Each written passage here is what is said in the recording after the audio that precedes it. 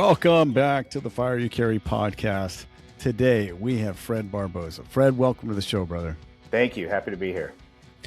You know, from whatever I'm involved in this and the Fire Up program and the B&W heavily. And I get to talk to, I think one of the coolest things is Nole and I talk quite a bit about mentorship, but is talking to guys that are a little bit further along in their career. Sure. And we have one of our, we are blessed with Kevin Tobia, who's a big part of our Fire Up program. And it's just like, just these little life lessons, like from anything from fatherhood to marriage to anything. It usually doesn't have to do with the job, but it's awesome meeting guys like you. And I'm just going to say this right now. I'm highly jealous. You retired May 30th. Yes, sir. Yes. 31 years total. Oh, man. 25 with the county. Prior to that, I was with the city of Marietta. Oh, you were? Yeah. I was started there February 5th, 1995. So, oh, wow. That's right. I probably saw some changes. I live out here, so. Yeah, a lot of changes just in the short 6 years I was there. That's wild. Yeah. So tell me, so Fred, how old were you when you got hired? I was right before I turned 25. 25. Yeah, so I was about just late 24 and change. Oh, I think that's the age, right? I think like the 25 to 27 is like the perfect age. I think so. That's my opinion anyway. Well, it is, right? Because it's like if you get hired at like 19, you got to go like 35 years to get a retirement or plus, right? And then I don't think you have the life experience of living with grown-ass men. You know what I mean? Right. Right. And I think if you're a little older, like, let's face it, this is a young man's job. Like, you know, unless you're some freak, this is a young man's job. Yeah. Our middle child, he just got on the job. He is out in East Tennessee in Sevierville. He got hired, and after he got out of the academy, I got to pin him, which was super cool. About 2 weeks later, he turned 21. Wow. Yeah. Yeah. That is awesome. Super excited for him. But like I said, you're going to have to go longer than I did. So, you know, just trying to impart all those life lessons and fire lessons and, you know, to make sure he has a good, long, healthy career. That's a very cool thing, though. And I know that's not unique to just our profession, but I think that's a very cool thing that he sees enough in you to say, Dad, I want to be like you and follow in your footsteps in this service. Yeah, it's a good, I never pushed it with any of my kids. I never offered it to them.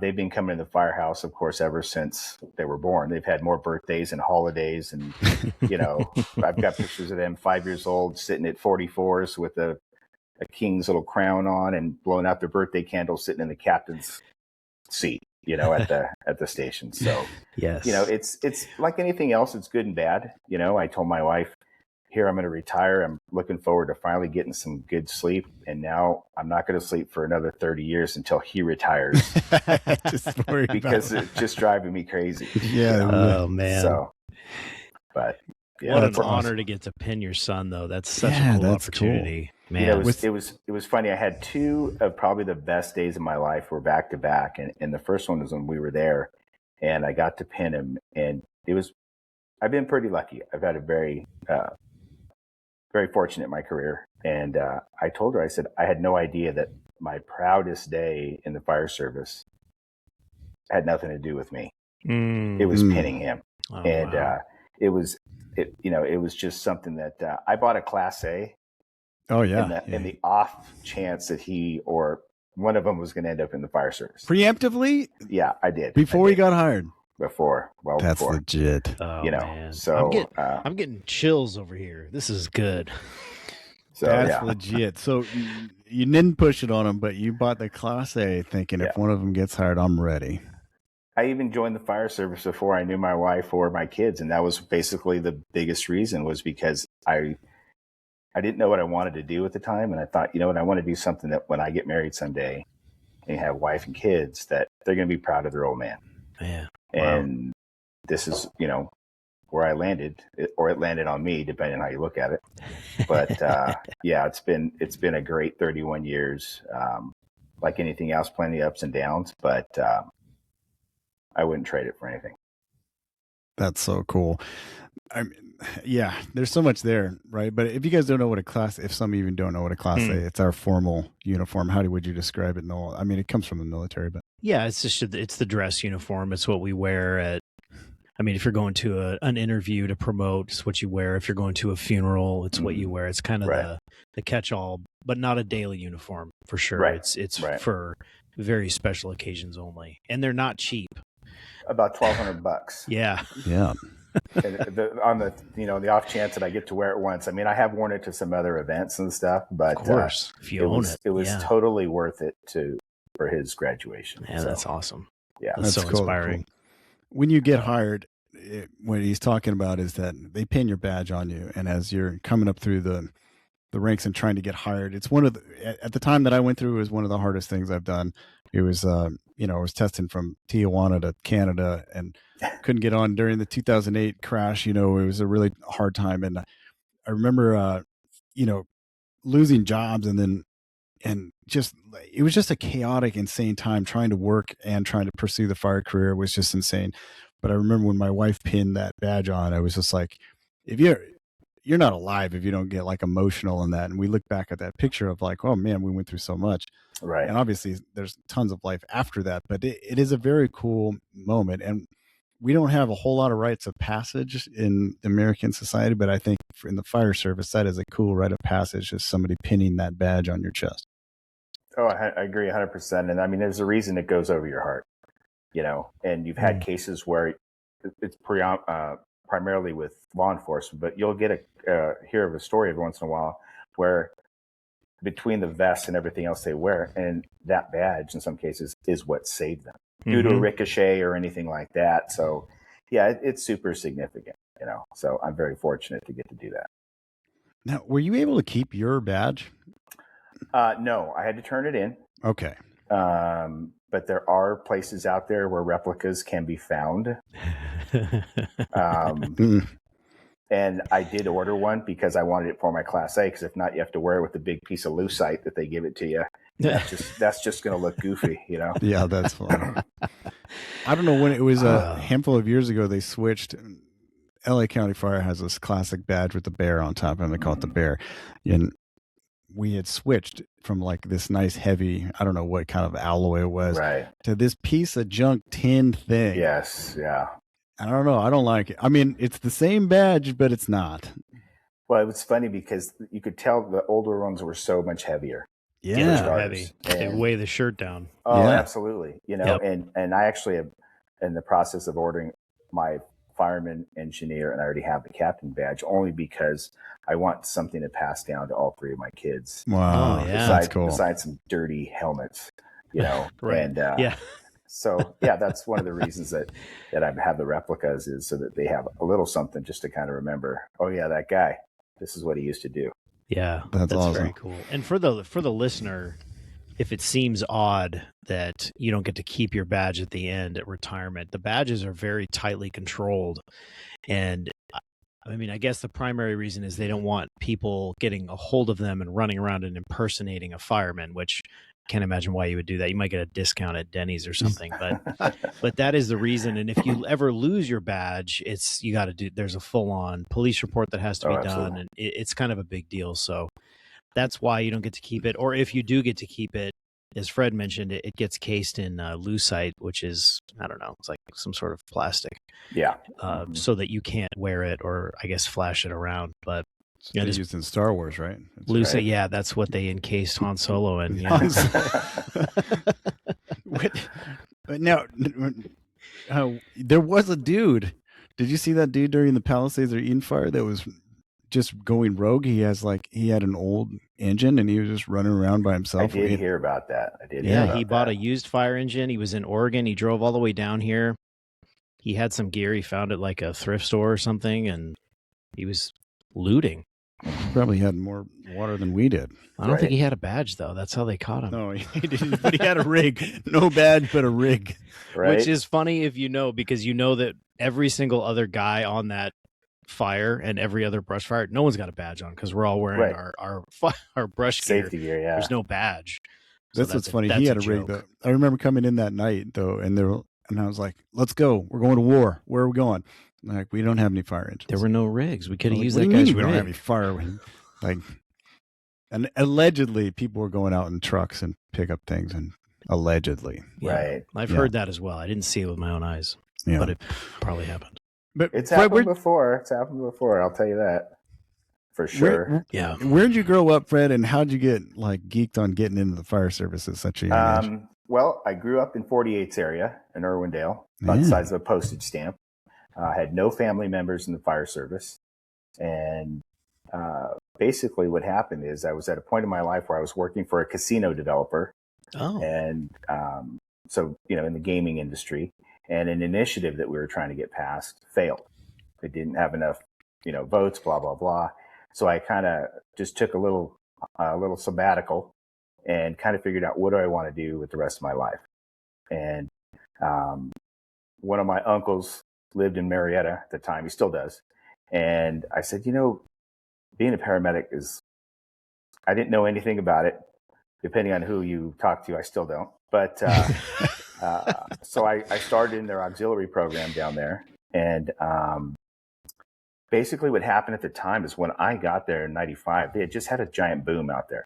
And the city went from about 2,500 people to 18,000 like in a year. Oh my Wow. gosh. And then it just flattened out. So they had purchased a bunch of equipment. They were building stations, hiring all these guys. They had to let all the firemen go. No Oh, way. wow. So fortunately, a lot of them got picked up by other agencies that knew that the city was in a bind. Long Beach picked them up. El Monte picked them up. A couple went to the feds. But as a brand new green as can be fireman, I went through their program, and you were the guy because they were 2-man engines when I got there. No I was a captain way. and an engineer. So from the get-go, it's like, okay, you're the guy. And I did a ride along first, and before lunch on the first day, I'm like, I can't believe they pay you guys to do this. You guys got the biggest caper ever you guys are pulling off. And I was hooked. And at that point, it was just, I would beg, borrow, and steal and do whatever it took to get on the job. So I went through their program. I was there for 6 years. After about maybe 3 years, I got picked up and worked in their fire prevention bureau. So at the time, you're supposed to live there. Now I can say it because I'm not there anymore. You had to live there to be the reserve because you had a pager. You had these things called pagers, right? Yeah. I've heard of those. So you'd have to fly down there to the station and jump in the rig. The pig guys were already taken off, unless you were doing a shift. And that's how you would run calls. So once I got picked up as an inspector, I would do that. It was just me and a BC in the whole city. Like the Target down there on the 15 in Cal Oaks, those are some of the first buildings I put in over there. Wow. That's wild. Yeah. And so I would do my 8 hours in the bureau and out in the field doing inspections. And then I'd walk across the courtyard and I would do shift time for the remainder of the 24. And I did they used to tell me to just go home, will you? I was there too much. I was doing 10 shifts a month as a volunteer until I started getting paid in the bureau. That's and wild. It was just it was really funny. I was telling my son when he was going through the hiring process, I said, Ryan, when I was like from 21 to 24, when I should have been out there making a ton of bad decisions, I said, I went on 4 dates in that time. because I was broke, and 2, because every waking and sleeping moment was at the firehouse. Sure. That's it. I was hooked. And that's kind of, once the bug got me, that was it. There was no denying me. And it was just, that was my only focus. And, it was funny how I would, like you mentioned about testing everywhere. I drove to Tucson, took a test, slept in my truck and drove home. I mean, I went all over the place. I started in Oakland. And it was funny because one of my grandmothers, she's like, how's it all going? And I went to all these Chiefs orals and then never got picked up.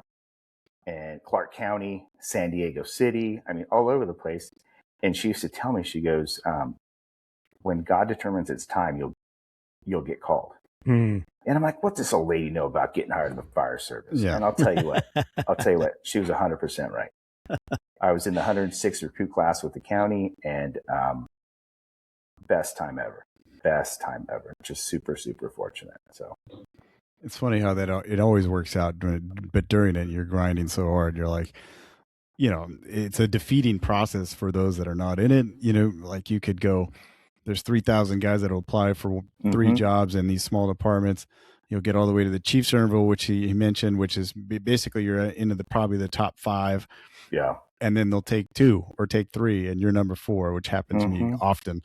And it's defeating. You don't start back at the chief's oral interview. You start back at ground zero to whatever other fire department from, written test, physical, the whole thing. So it's a grind. It was brutal. I mean, when I tested, we did it at the Fairplex in Pomona. Yeah. And in those big expo halls.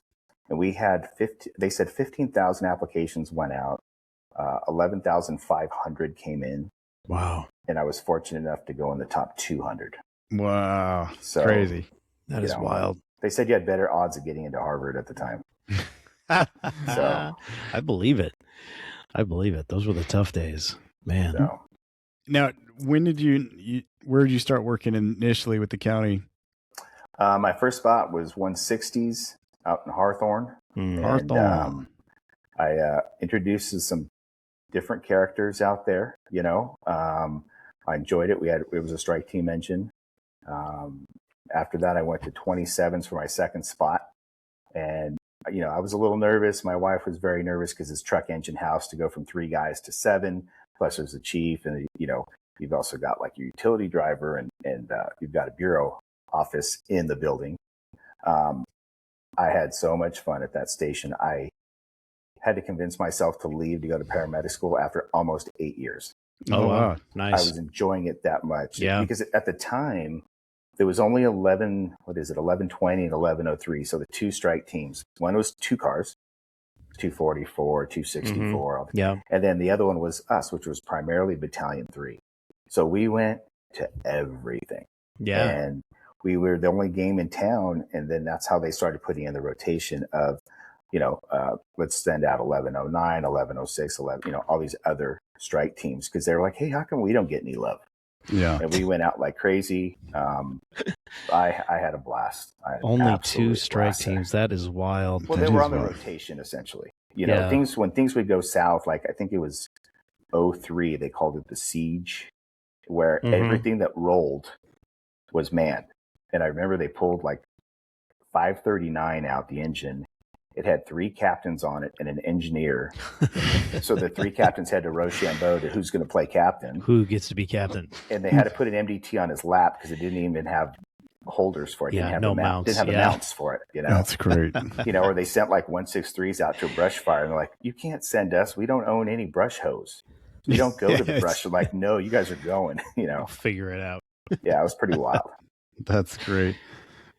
Obviously, was it a jump in call volume from Murrieta to absolutely, county? Yeah. Absolutely. Even at 27s, because the overtime,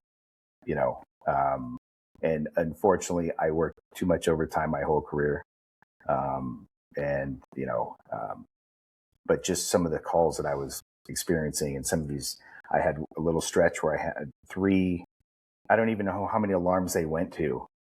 Like, I don't know if they called it a greater alarm or what. The whole world was there, but I had like 3 of them in 10 days. Wow. And so I was on the derailment in Commerce. We were the first in truck on that. That was just surreal. But yeah, the call volume went up, and then, getting to be in Battalion 3 for as long as I was, I enjoyed that a lot. I had a really good time there. And then being on the truck, just being a tillerman for 8 years is, you guys were on the truck. You guys know. Yep, that's the job. That's if you do that forever, you probably would. Except it's just too hard on your body.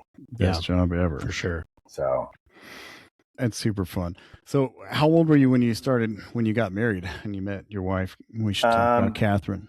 Yeah. So got married at 31. So a little bit later than most. It helped though in that, I already was on the job barely with the county.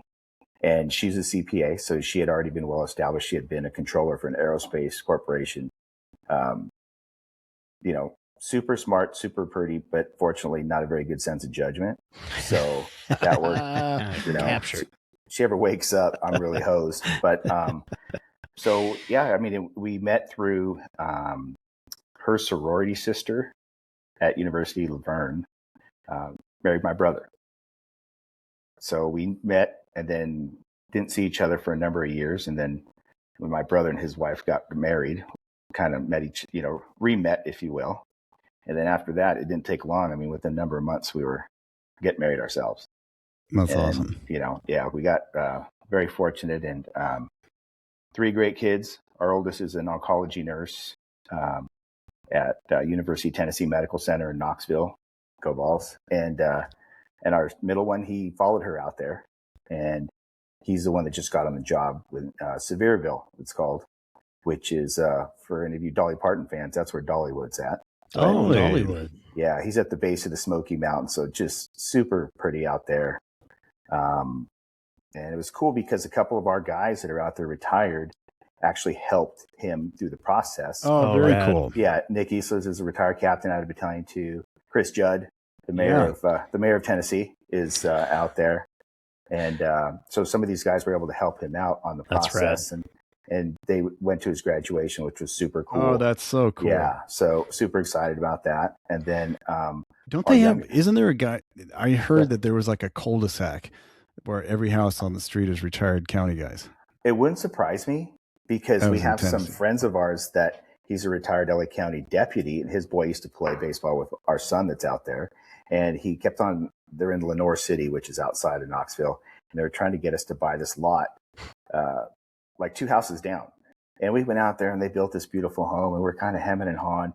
And then a couple of weeks ago, he goes, "Hey, do you know a guy named Chris Enriquez?" And I said, yeah, he was a medic at 40s for about 100 years. I said, "Guy's solid. Why?" And he goes, "He bought that lot that you're dragging your feet on." Funny. So I'm like, wow, what a small world. But so yeah, I mean, that worked out. And then our youngest, he's going to be a sophomore at the Ohio State University. So yes, yeah, very cool. Our Buckeye. So we're empty nesters now. So wow, that is wild.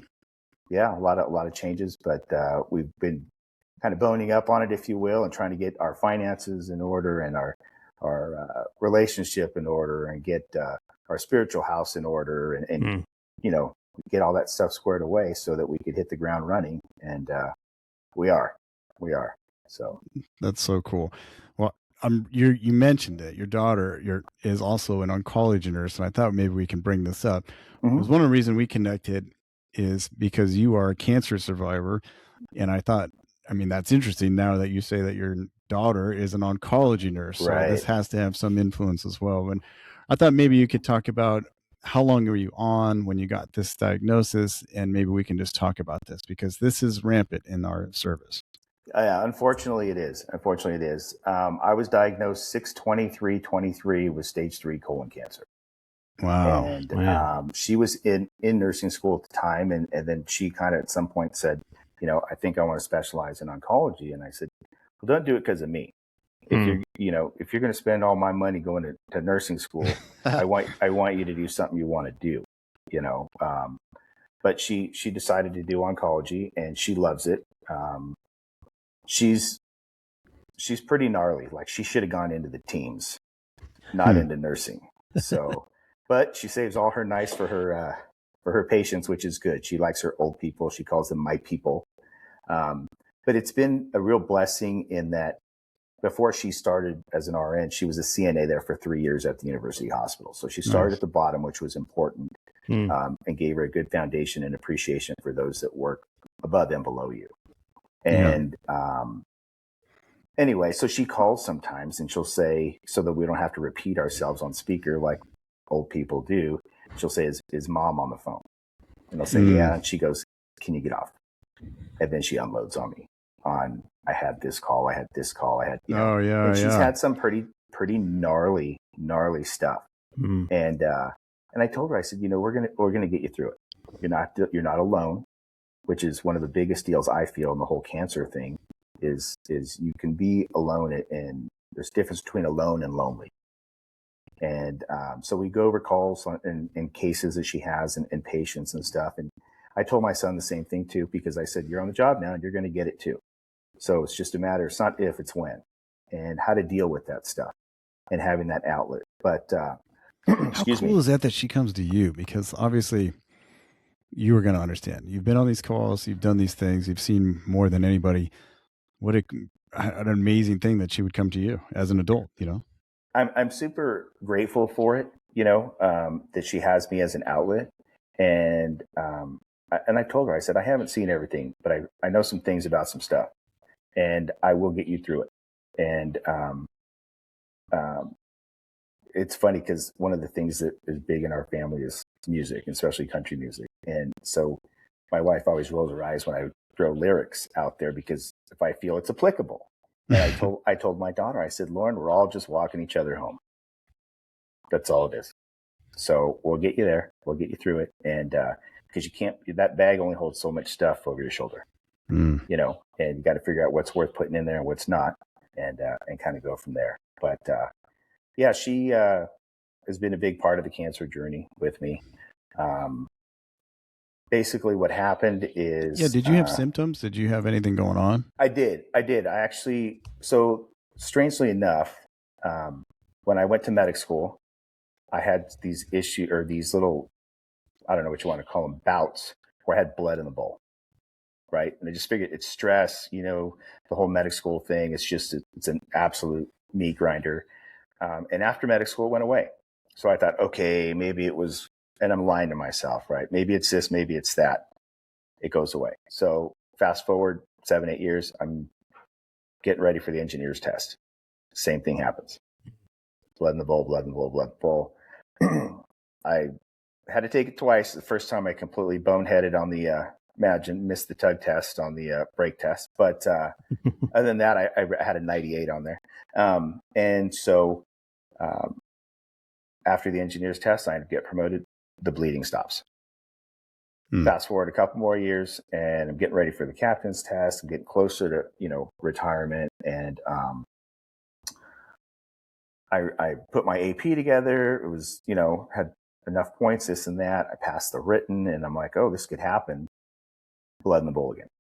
And I'm thinking, okay, it's just the same thing as before, not a big deal. I go through the process. You're linking or thinking that this is stress-related inflation kind of a thing. Yes, yeah. Gotcha. And GIs are messed up when you're stressed. And exactly. And it's not really, it's an excuse. That's what I'm telling myself, right? Because it's not getting normal. Checked out. Yeah, exactly. Yeah. So I pass, I get promoted. I get my first spot. It happens to be in 86's. Well, I lived in Glendora in 86's district. I'm not a fan of working where you live. Would not recommend. Absolutely not under any circumstance. And I did that as a medic, and it went horribly. And so I'm only there a couple months. I have this really, really solid boot, and his captain had gone out on I. So I'm like, I can't let this kid down. If I just hang out for, you know, 2 or 3 more months, I can wait till he's off probation. I'll go get checked. That happens. And then, Captain's Wildland Academy is coming up. If I just get through that, then I can get my task book signed off. Yeah, there's always something, right? Yeah. If there ain't something, it's something else, right? So right. There's always something. I do that, and then finally it's done. And then I said, you know, I got to go get checked. And like I said, I worked way too much overtime. By this point, I'm already living in Arizona, and I would come in and work 8, and I would go home for 4. So I'm a day 5. 8 days. Yeah, I'm at day 5 of this hitch, and I'm on a Zoom thing with my gastro, and he says, you know, yeah, you had I went in and got a colonoscopy, and he goes, we found a tumor. He goes, I can almost guarantee you this is cancer. And I didn't want to get anybody recalled, so I didn't go home. Gnarly. This is the culture. Wrong answer, right? And my chief was good about it. Everybody else was good about it. I mean, you know, and it's funny because when we were talking about being on this podcast, I'd never seen, I heard of it. I know what they are. I'd never seen or listened to a podcast before. Yeah. I hate tech. Nobody hates tech like me. And so I look up your stuff, and I go through there, and I see Pete Finnerty. Yeah. And so before I even looked at it, I call him. Well, to give you a little bit of background of what I think of Pete Finnerty, when I got off the phone with Catherine, when I got diagnosed, Pete was the first guy I called. Wow. And I called him because I had to go immediately into damage control and think, okay, if this doesn't work out and I don't make it, I need to know there's somebody currently working that is going to go to bat for my family, is going to make sure that they get theirs. every dime that and that you're owed. Yeah. it was the biggest possible ask I could make of him. And he's like, of course, yeah, done. What else? So that's my down and dirty Pete Finnerty story. But he's such a great guy. Yeah. Just amazing, solid dude. So after that, I get diagnosed. I go off. Of course, it's presumptive in California, right? Took 5 months to get picked up. Well, let me back you up. How do you break this? You're in the middle of your work shifts. Right. You're living in out of state. How do you break this to your wife? Is it over the phone? It's over the phone. It's over brutal. The phone. Yeah. How does brutal. she? Yeah. She takes it about like you would expect. And being the not winning the Husband of the Year award, I didn't come home. So was she telling you to get home? I don't even remember, to be honest with you. There's so many spots that are like, I guess only a therapist will be able to get out of me. I couldn't tell you.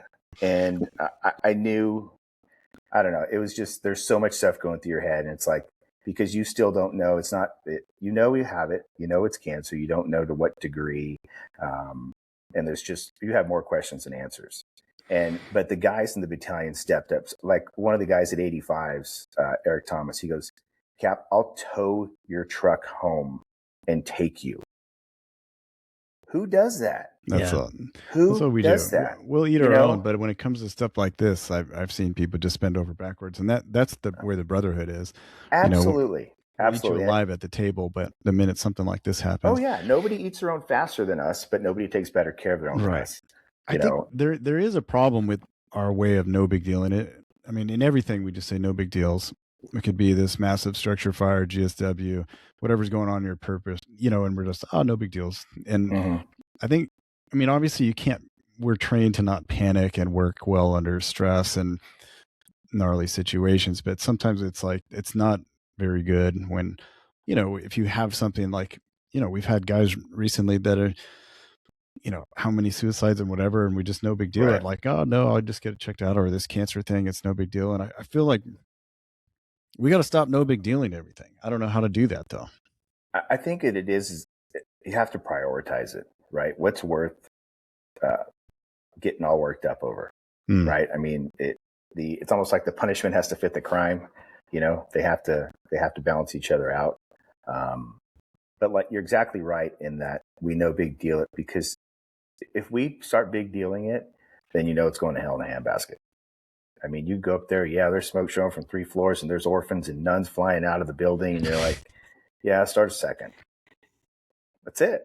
Start a third. Give me the 10 closest engines, whatever. Balance it to a brush, whatever.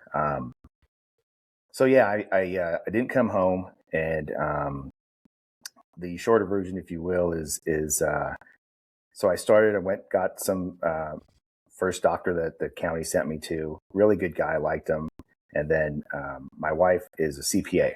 So one of her clients, who's a surgeon, he also had colon cancer about 3 years or so prior to me. And when he found out, when she told him, he's like, nope, stop everything. He goes, call you back in 5 minutes. And he called directly to City Hope, to the people that he went through, that he used.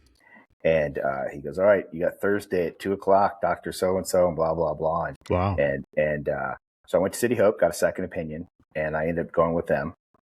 I ended up doing 8 rounds of chemo. Oh. It was every other Friday for 4 months. We would drive in. I would go on Thursday night. Friday, I would spend almost 7 or 8 hours. My Christmas tree, as the nurses call it, bless their heart. I think they would hang 5 different bags on me. Wow. And it was gnarly. And did that. And then that doctor friend of ours, he actually gave us his house in Chino Hills that he doesn't use, and said, stay here, because they would send me home with a little man bag that had a slow drip of additional chemo. Like I had to keep that a pump for 2 days. Man. I'd go back on Sunday. They'd disconnect it. They'd send me home, and we'd come back in a week and a half and do it again. So we did that for 4 months. Then they gave me like a month or 2 of a rest, if you will. I did 28 days of radiation at City Hope out here in Phoenix and Goodyear. And then I did concurrent oral chemo. And that one, you know, they're like, oh, the worst it does is it makes you tired. I'm like, oh, okay, I could take a nap with the best of them. And 2 weeks in, it just knocked me out. I slept for 12 hours, and I haven't done that in maybe decades. You know, it was, I don't want to say funny because there was nothing funny about it, but my last treatment there, my daughter was home from school because I finished on January 5th of that 24. And, a guy that I came on with, Ulysses Duran. Yeah, Yuli. Yeah, I know. We came on together, and I was going to call him that morning because I was in touch with Victor, his brother, and I knew that he had relapsed, and he was sick again. He was very, very sick. In fact, he had surgery like on Thanksgiving Day. Excuse me. And I was going to call him that morning and say, hey, Yuli, because we were walking each other home, right, through this whole thing. Yeah. And I was going to call him and say, like, hey, I finished my last day of radiation, you know, I feel pretty good, this and that. Well, because my daughter went with me for my last treatment, on the way home, of course, we start talking. And then I don't call him. And then that afternoon, his brother texted me and he said, Yuli passed. Yeah. Brutal. That was just like 100 punches in the gut. You know, it just, it does something to you. And so we get through that little period, so to speak, and then I have a couple more months, and then I get an ileostomy, which for those that don't know is a handsome little bag to poop in that sticks out of your abdomen. And I got to wear that little bag for 5 months. Ooh, that's fun. And there's a reason that my wife became a CPA, not a wound care nurse. Yeah, those are brutal. Because they have nothing to do with each other. But you know, it's kind of like I tell people when you see a guy get to the Hall of Fame, right? What do they all say? Nobody gets to the hall alone, right? So people ask what was the biggest things that helped, what are the things that helped you out? And I always tell them the same thing. It was my faith, my family, and my fire family.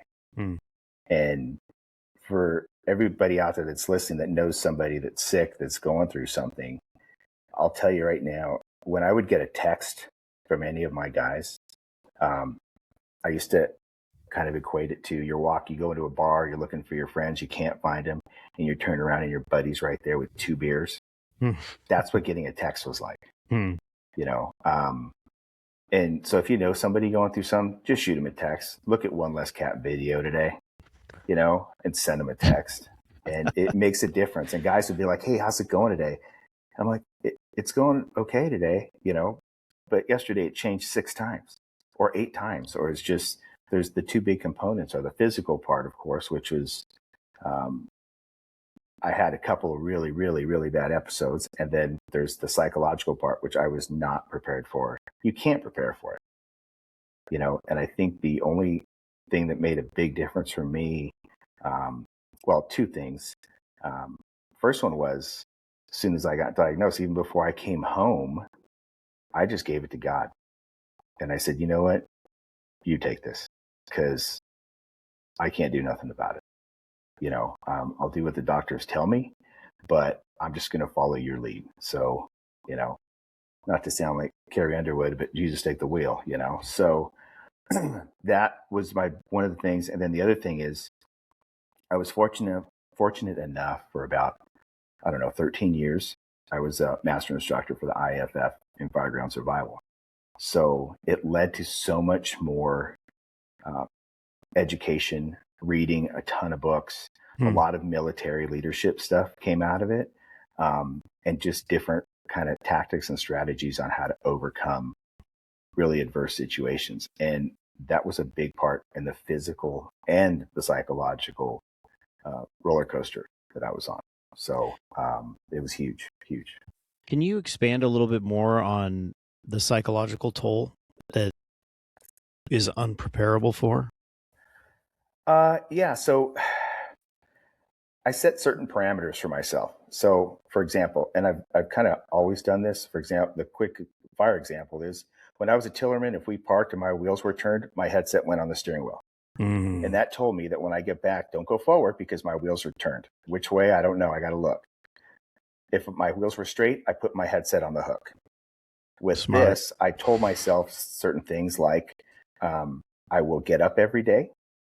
I will make this bed every day. I will get dressed every day, and I will shave every day. After that, it's all crapshoot. I don't know what's going to happen, because I had days where we would get up. We should get up about 6 o'clock, and try to have a cup of coffee and watch the news. My wife and I. Sometimes within an hour or two, I'm like, I got to go to bed. Yeah, I can't keep my eyes open. So some of the things that I did was, like I said, I told her, I made certain promises to myself. I said, you will not, mind you, this was colon cancer. I said, you will not, under any circumstance whatsoever, wipe my ass. I will crawl across this floor on my hands and knees, on my tongue if I have to, and this will not happen. So some of it was just, I don't know, stubbornness maybe, or will. And then other little things were really taking stock of small victories and trying to chain them together, right? If this and this and this didn't happen, and they typically do, now it's like if I get 3 green lights in a row down the street, I'm stoked, and that was, or also like compartmentalizing little things and making it into silos. So I'll give you a brief breakdown of the physical part and how it tied in with the psychological. One of the things you do after you get your treatment, your infusion, is they give you a shot of Neulasta. Neulasta's helped to get that cell regeneration, primarily in your long bones, right? So in your hips and your femur. They said it can cause some pain. Okay, so I do it, and they give me the shot. And it happened 3 of my 8 times where I got the shot on Sunday when I left, and Wednesday night at 9 o'clock. I had the most mind-numbing pain in my life, where I felt my whole body was about as thick as a piece of paper because it was being compressed. Ugh. Fast forward to your Han Solo reference, right? It getting smashed. And so what it was so bad that because of the chemo, I used to have to put 2 beach towels in the bed and a fan about 2 feet from me on high, and I'm still sweating. Yeah. And she's on the other side of the bed. I can't see her. It's just a big old ball of blankets. And so at 9 o'clock, that first time it happened, I'm like, what is going on? Because it was a super, super fast onset. So my daughter's already off in college. I walk across the house. I jump into her bed, turn the fan on. And the pain was so bad that I told her the next morning, I said, if you would have offered me fentanyl, I would have taken 100. Yeah. If I could have crawled back to where things are kept, we would have one less pew-pew in our house. Yeah. And I said, that's gnarly. I said, I saw God and I saw the devil last night.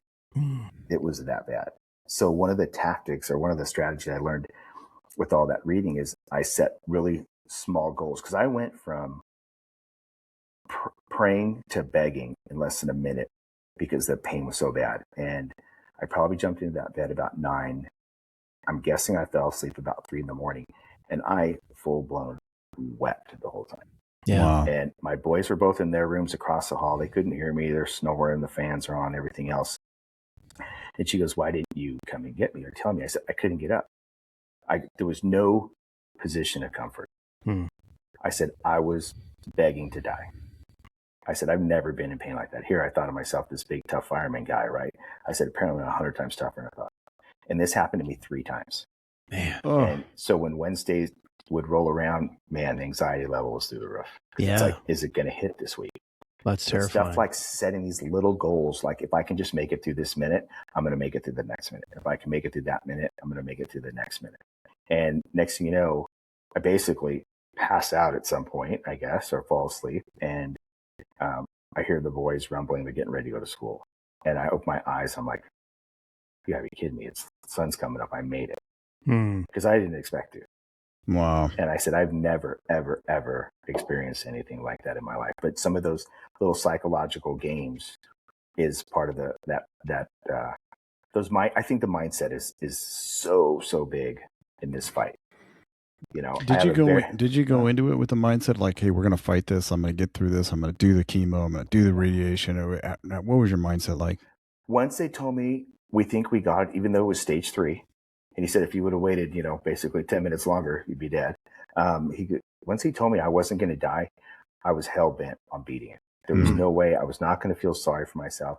As it is, I still feel a lot of survivor's guilt when I go to places like City of Hope. Yeah. And I see these people, especially younger than me, that are just grinding it out on death's door. And I feel, even though I had my own path and my own cross to bear, I didn't bear it alone. And so there is a lot of survivor's guilt in that. But once I knew it wasn't going to kill me, or they thought they could catch it, I'm like, I refuse to lose. You know, and a big part of it too was I felt I had to set the example for my kids. You don't quit just because it's hard. We stole a motto for our house from Derek Alconis, because his family motto, he's going to get mad, sorry, D, is we do hard things. Yep. And so now, because I'm involved with the department, and I just got asked to get involved as a national mentor for Cancer Support Network, is when I get a phone call about a guy, I buy that book and my wife buys it and we send it to him. And I kind of call him and say, listen, dude, this helped me. Hopefully it helps you. And we kind of just use that to build a bridge to help walk him home too. So crazy. Man, huh? There's so much there. I think about it. My heart goes out to you. I think, you're seeing God, and you said you saw the devil in the same night. I don't think anybody else can comprehend what that is. And I know, we have pain scales and we see people in pain, but some of the hardest ones I do see are these cancer patients that are on hospice, and you just know that they're a shell of who they formerly used to be when you look at the pictures on the wall. And and it's hard to watch even as a patient. So imagine going through it. Were there ever times where you looked and said, hey, we're going to do some wild treatments, go to Mexico, some of these clinics, or maybe do some clinical trial that's out there, or anything like that?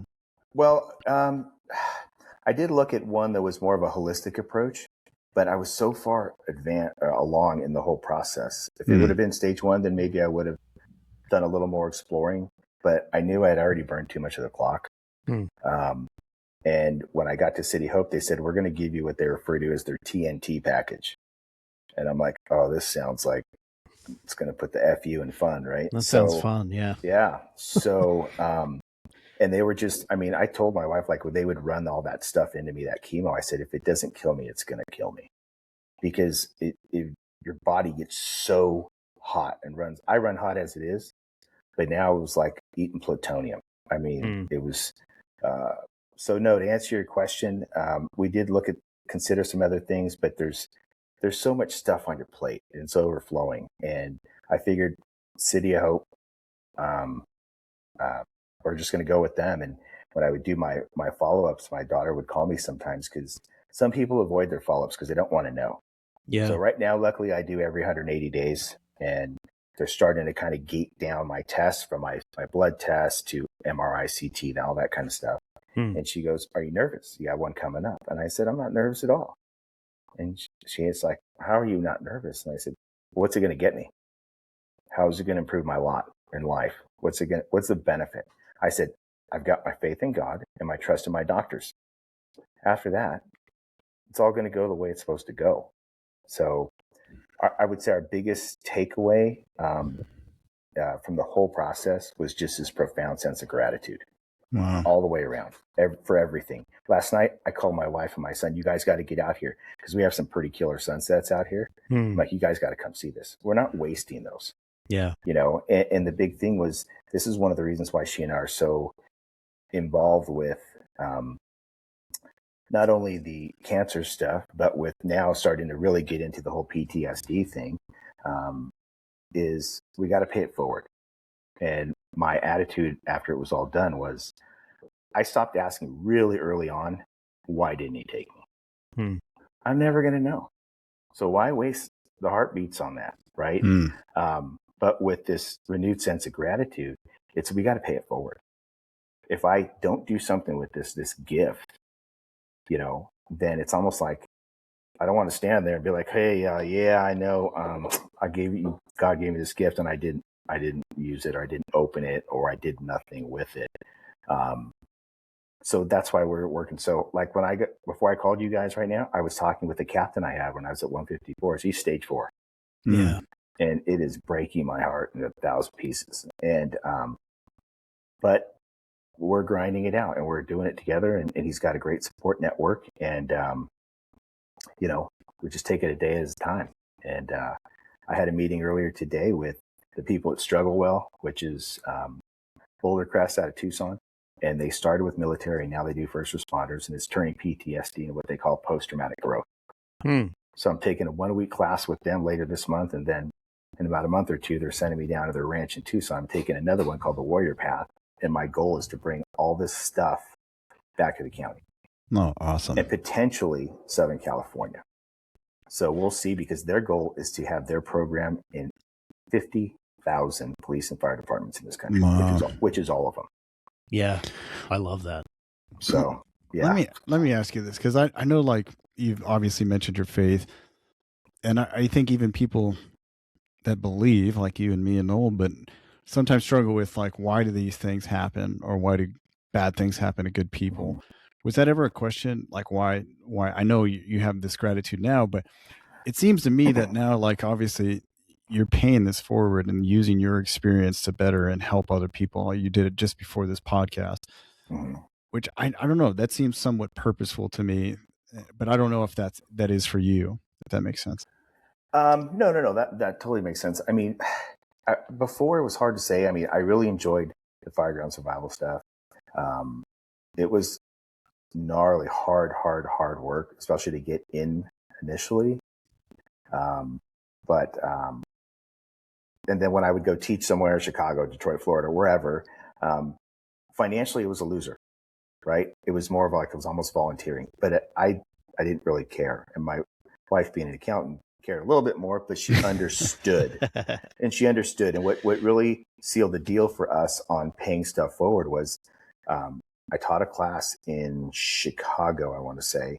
We had a student who was taught Fireground Survival at Michigan State for 20 some years.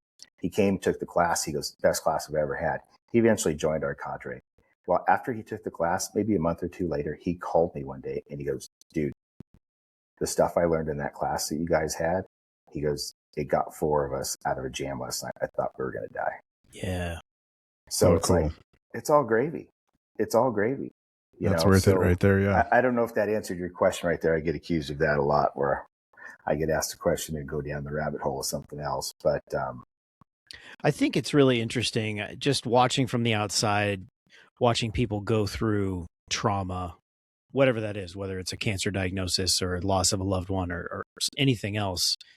And I know that there's a lot of different ways this can land, but I just kind of picture people in 2 camps that I've personally seen. And it's the camp where that becomes a defining moment in their lives and they never really fully recover from it. Even if it is cancer and they did recover, it kind of just brings them low and they just kind of stay stagnant after that. They stay stuck. And then on the other hand are the people like yourself who take that forward, and then now they have a heart for people that are dealing with this and they want to help. And it becomes something that you almost can't avoid. Like, you couldn't be doing anything other than what you're doing, which is trying to pay it forward and trying to be. And I don't know, because I haven't had enough education, but I feel like a lot of that, of course, faith number one, right? If you have a belief in Christ and that's where you're grounded in, that is going to be the example that you're going to be trying to follow. But in addition to that, I feel like the attitude going in is also probably a big part of it.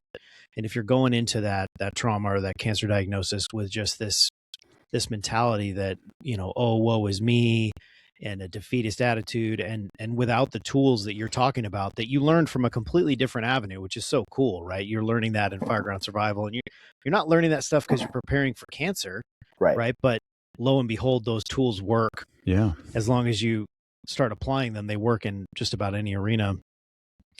But I almost think that attitude, combined, of course, with the faith, is the thing that when you come out the, although of course it's never truly over, but when you come out the backside of it, now you have this just need to come alongside those other guys. And I mean, and honestly, what, I can't remember how you just put it. We're walking down the road together. Did I say that right? Home. Walking each other home. I haven't heard that country song. I don't listen to a lot of country. That's a Dierks Bentley song, but yeah. Dierks Bentley. I love it already. I'm going to go look it up when we're done with this. But even if that means you're walking somebody home that isn't going to make it through that experience, right? You're fighting that battle that you know you're going to lose in quotations, right? Sure. Because we're talking about earthly things, but you're doing it anyway because it's the right thing to do. And I think that there's so much value in that.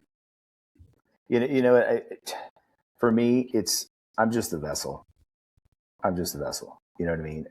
I didn't do anything spectacular. I was kind of like, when I was at the job, I did a hitch at LAO for almost 8 years. And I was smart enough to surround myself with people smarter than me. And it's the same thing with this. It's just, I think the mindset is everything, because everything comes down to a choice. And I can have a pity party and I can boo-hoo, or I can kind of look at it from that whole Jocko perspective of good.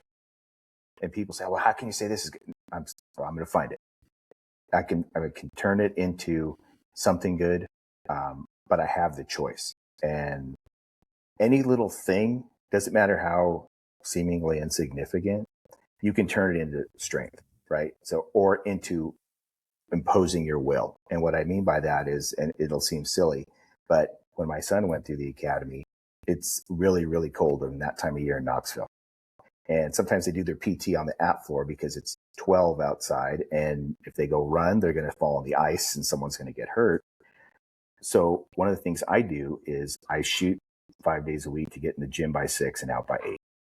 So when I would hit that part of the gym where I go shower off, it's freezing cold here in the winter. Hard to believe. I know, Arizona. But the water was super cold, right? And I would tell myself, as soon as I turn that thing on, he's cold, I'm cold. And I would get in it. Oh, that's cool. I love that. So I think you can turn any little thing into a positive. Sometimes you just got to look a little harder. That's all, but little things like that, you can turn it into, I don't want to say your superpower, but it doesn't have to go as a wasted opportunity. You sometimes just have to look a little harder to find that opportunity. Obviously, we would encourage any of our listeners, and this is part of what we do on this podcast, to have a grounding in faith, to be developing these tools or these SOPs like what you're talking about. I mean, that's the ideal thing for the storms that are coming, unfortunately, in everybody's life. But do you think for those who run into something like this and they're not really prepared, is it possible in that moment to build that type of foundation within that storm, within that diagnosis or that trauma? I think it is, if you surround yourself with the right people. Yeah. Right. Nobody gets to the hall alone. And it's kind of like one of those things where one of the things we've always emphasized with our kids is, if you hang around with 5 high achieving guys, you're going to be the 6th. And that's something that, a lot of people will point out. Or if you hang around with 5 dirtbags, guess what? You're the 6th dirtbag. Yeah. But if you start hanging out with people, like-minded individuals, or somewhere that a type of person you aspire to be, then that's going to rub off on you. And the other thing we always talk about with them is a separator. Why you? Why, if I'm hiring or you're trying to make a team, why do I want you? What's so special about you? And we emphasize that when 2 of them were getting their offers for college sports or, high school sports, all that stuff. Why you? Why should I hire you? So when my son and I were going over his oral interview stuff to get on the job, I said, tell me why you. And it was tough at first because I'm his dad and I don't know anything about anything, right? but we did it over like Zoom and over the phone. And like I said, some of the guys in Tennessee really helped us out. But why you? What makes you so special? And sometimes it's hard to be, kind of self-promoting. That's hard for anybody. But it's just one of those things that it's a choice.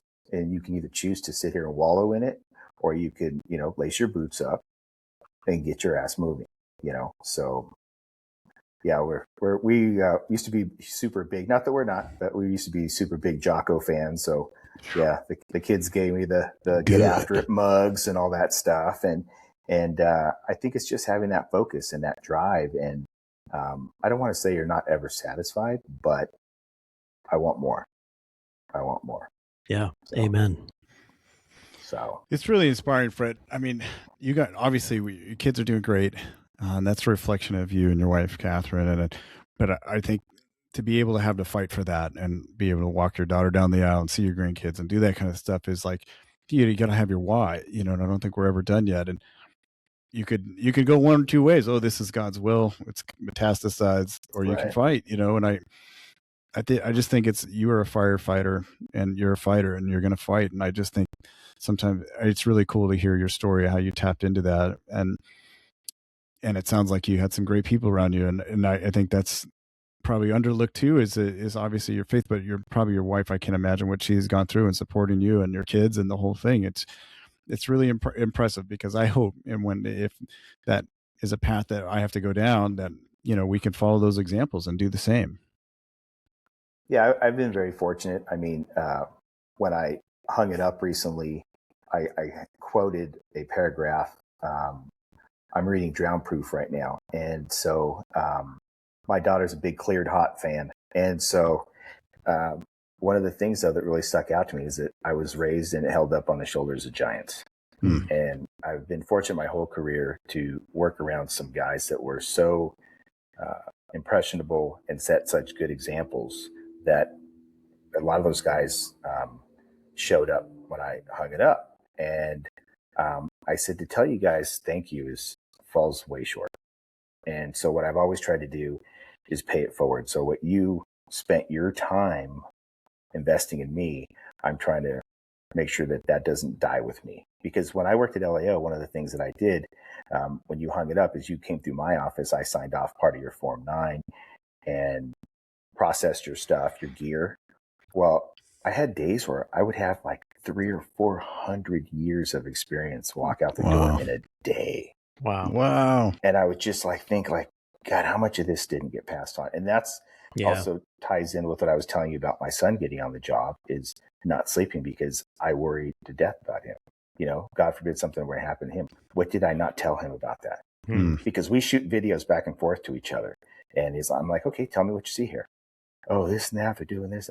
Okay, that, I don't know where they got that from, or that is what right looks like. Yeah. So it's just imparting that wisdom and paying it forward, because people were gracious enough to give me their time and their experience.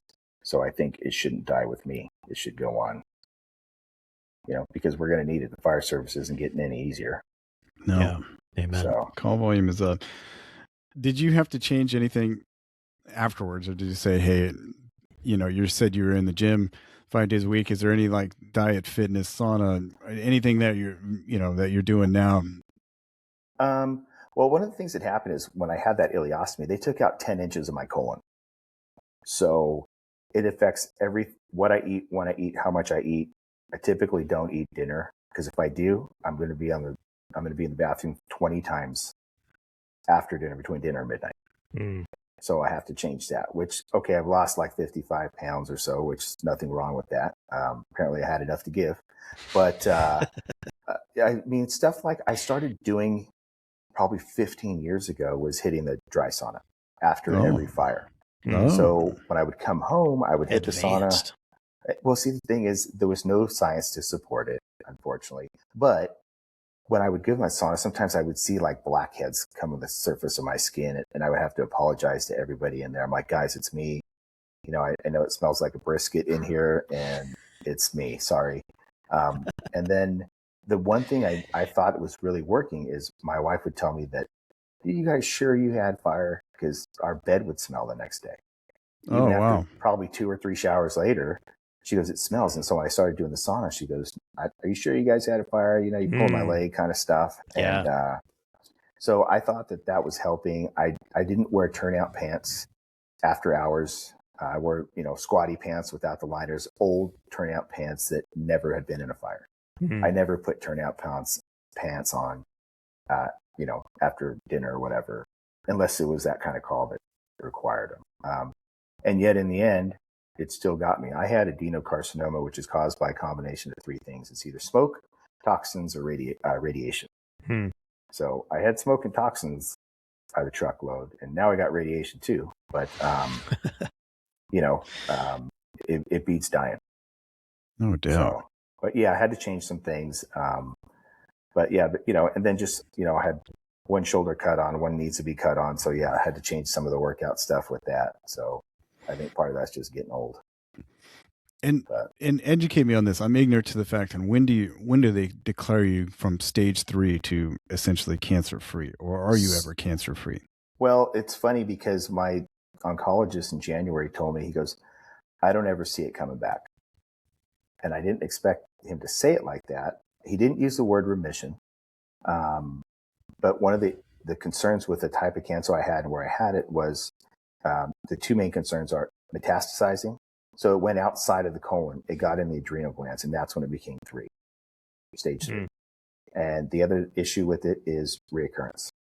And he goes, your numbers are just off the charts in a good way with like multi-organ function. Kidney function's good, liver function's good, this and that and the other. You know, so he goes, you really responded well to the treatment.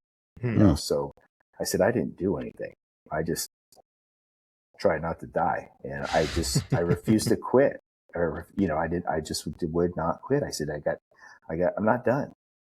You know, so cool. Which I'm sure is the plight of everybody in that situation. And like I said, I stopped asking why, because it wasn't for me to determine.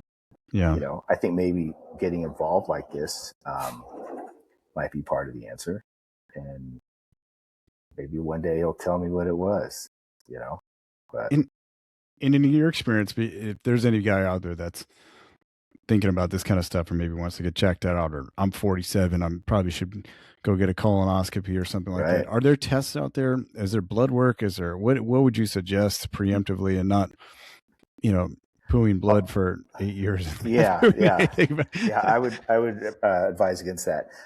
Yes, there are. So now they're dropping 45 is about the number as far as age goes to get a colonoscopy. And I'll tell you what, I didn't get one until I needed to get one at, 52, 53. And because I was one of those guys at the kitchen table, it's like, I'm not doing that thing. I'm not going to walk right for a week. I'm out. And you're going to be surprised how anticlimactic it is. You know, you're going to be like, when I finished mine, you know, I'm in the recovery area. I'm like, all right, let's do this. And they're like, you're already done. Get out of that gown. Get out of here. You know, you're done. It's almost a disappointment. But to answer, like, you didn't get your money's worth, you know? Yeah. I could have got more in Vegas or Thailand. But, but there are blood tests now. And it's funny that you mentioned that. So Cologuard has one, and there's another company that has one. Cologuard has another one out now called CancerGuard, and they can screen for like 50 different cancers with one blood draw. Wow. Oh, wow. I know for a fact that the state of Utah just signed off on it. Every fireman in the state is getting it. Wow. Yeah. That's good. My son did the Cologuard one with his department, which I'm glad to see. Out here in Arizona, they do so much stuff front loading first responders, especially firemen, with stuff like cancer and with PTSD, that class that I'm taking, that struggle well. The difficult part there is they don't have runs under their belts. So when you give it to a recruit, doesn't make sense. But the idea is drive home that, hey, you're going to see stuff, and there's resources, there's outlets, there's ways to deal with it. You know, I've had those, and I don't want to speak for anybody else, but yeah, strangely enough, there were no answers at the bottom of that bottle. I looked real hard, but it's not there. Yeah, it's not there. I was like, what a jip. But so this is what some of this stuff is designed to do. But yes, to answer your question, the Cologuard is one of them, and you get up to 50 cancers with a blood draw. That's pretty amazing. The technology is at that level now. That's great. So, Fred, there's a few things that you've mentioned offhand that I haven't jumped in and delved in on because it would have taken us down a rabbit trail. I would love to have you back on and dig into some of that stuff on a future episode if you'd be willing to endure the horrible technology one more time. But just kind of as we kind of wrap this thing up, you've given us a bunch of good things, but do you have anything that you would offer to anybody that's starting down this journey, or maybe even who knows somebody who is, just kind of like a last final thought? As far as the cancer part, or just the job in general? Anything, whatever comes to the top of your mind. I would say don't lose sight of what's most important, because there was a time where I was teaching like crazy. I was detailed out. And I had a captain tell me, I really admire what you're doing. I think you're doing Lord's work here. He goes, but keep in mind that the county existed before you got here, and we're going to be here after you leave. So don't overextend yourself like that. So just, like I said, I worked too much. I did there wasn't a single year I did less than like 65 overtimes. Yep. And once I moved, I did as many as 96. And that's not good. That's not the balance that you're going to struggle with. I was way out of balance. And so now, I've got my penance to serve with that. But I would say just don't forget what's most important. Yes, the guys at work, of course, the whole train like your life depends on it, 100%. And don't forget that the oath you took wasn't to be cool, wasn't to be liked, wasn't to be, like with some of the stuff, like I see this, I would teach these classes and these guys have these turnouts covered in soot. And it's like, how are you even allowed to wear that in your department? It's like, and don't bring that into my house. But I would just say that don't forget set your priorities and stick to them. It's tough to say that your family's your number one priority and you're never home. I get it. The recall thing, that's totally different scenario, but pick your priorities and don't be afraid to pivot, because sometimes you think you have this master plan and life gets in the way of your life, and you have to be able to be flexible to, okay, how do we make it work now? You touched on something the other day. I'll just touch on it briefly. I think it might have been the one with Taylor, or it was something having to do with somebody folding towels in the kitchen, and somebody was talking us to like the boot fireman and that whole, how do you deal with it? And it was interesting, because I think one of the reasons that we do that is we want to see if you can hit a curveball. Right. That goes back to that question you got when you were taking your oral interview of your captain gives you this assignment and you're going to do it. And then this other captain gives you an assignment. We want to see if you can juggle flaming chainsaws, That's fair. I think that's one of the things that we do, even if we don't know why we're doing it. We want to see, can this guy, hit moving targets? Yeah. That actually makes a lot of sense. But I would just say is list your priorities out, plan the work and work the plan, as they say. But don't be afraid to be flexible, and know that you ain't going to get through it by yourself. You've got to surround yourself with the right people, and if you don't, the wrong ones will take you to the wrong place. Hurt people, hurt people. So, man, well said. Masterclass. Well, you're inspiration, brother. You're seriously, it's a very, very amazing story, and it's very inspirational. And I think you're going to help. I know you're going to help quite a bit of guys from our background that are having to deal with this inevitable thing with cancer. And I appreciate you coming on and being so candid and talking about it. And Noel's right. We will have you back again and go over. My pleasure. I got notes here too. So, but you're an amazing dude. Thanks for coming on, Fred. Thank you so much for your time. I appreciate it, guys. This has been the Fire You Carry podcast. Thanks, Fred. That was rad. Thank you. I appreciate it. It was, I was scared as hell, but thanks for being gentle. Don't hang up. Hold on for a second. All right.